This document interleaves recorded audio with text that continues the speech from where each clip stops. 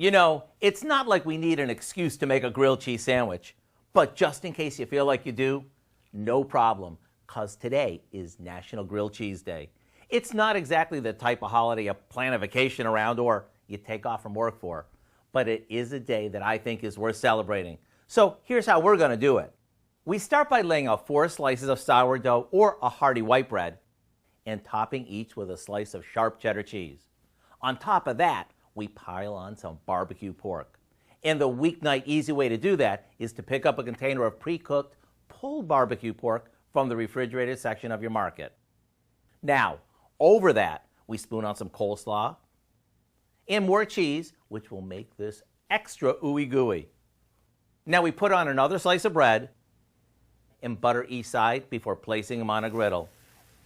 Once both sides are toasted and the cheese begins to melt, it's time to call the troops to the table.